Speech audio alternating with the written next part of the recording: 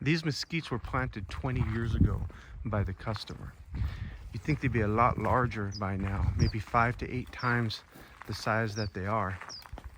The reason their growth is stunted has to do with their root flare not being exposed. When they were planted 20 years ago, they were buried too deep.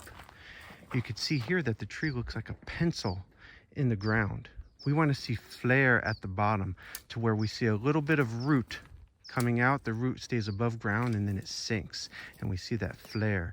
You see, the root flare is the portion of the tree where the trunk wood flares out and becomes root wood.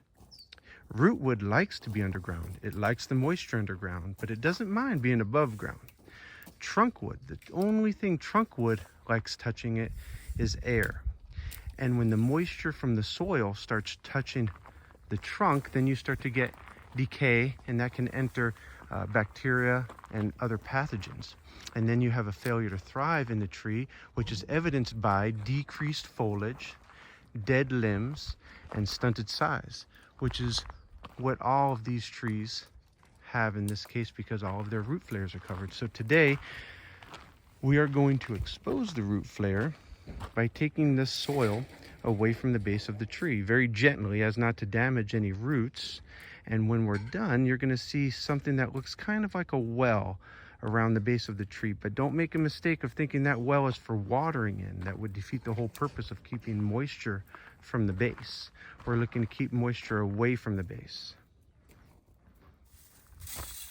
We start with moving the decorative gravel. Since the decorative gravel has an expense to it, we store it to the sides of the tree before we start digging so it doesn't mix with the rest of the soil. Then we scrape away the topsoil with the hoe, being cautious not to hit any roots. After we get into the root zone area, we start scooping soil out, still being very careful with a flathead shovel or with a spade shovel. You can see how some of these roots are already becoming exposed. We're glad we exposed this one because it was only going to become a girdling root right around the trunk of the tree. You might look at some of these and be concerned that these small roots are starting to get exposed.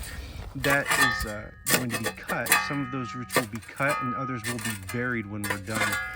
But in order to expose the root flare, we need to get down low enough where some of the more superficial roots might be. You can see that we found the flare right here. It starts, here's a nice first lateral root that starts to exit the trunk. The soil we remove, we put in a different place on the property. In this case, we have plenty of desert to spread out the soil in.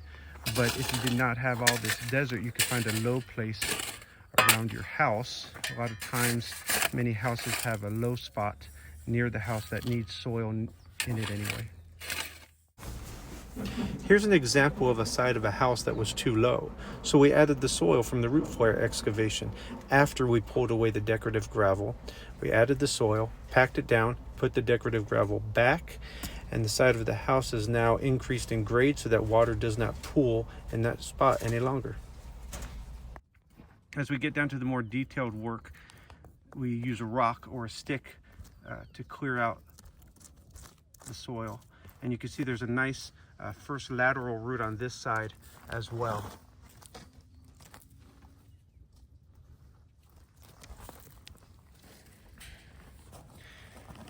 During most root flare exposures, we end up having a 360-degree well around the base of the tree, which ideally we don't want because when it rains, that may fill up with water. But in most cases, there's not much we can do about it. We just don't give any supplemental water in that base, in that well.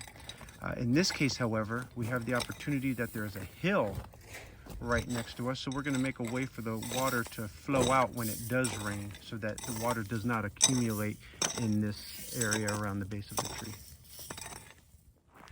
The end result is a root flare that is exposed.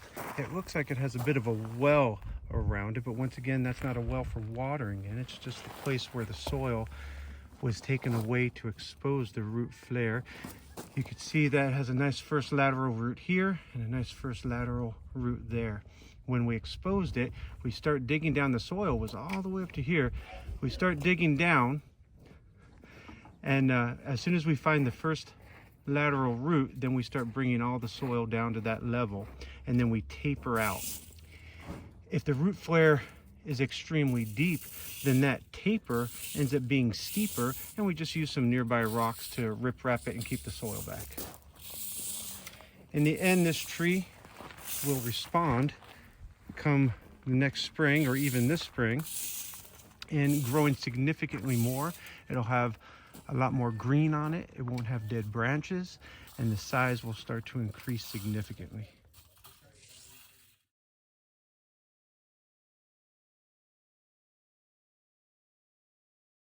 These are nice examples of root flare exposures. The yellow arrow points to where the soil depth used to be, and the red arrow points to where the first lateral roots are. Be sure not to confuse first lateral roots with supplemental roots like the one in this photo. This mesquite still needs further root flare excavation to expose its root flare and its first lateral roots. These are examples of root flares that did not need any exposing.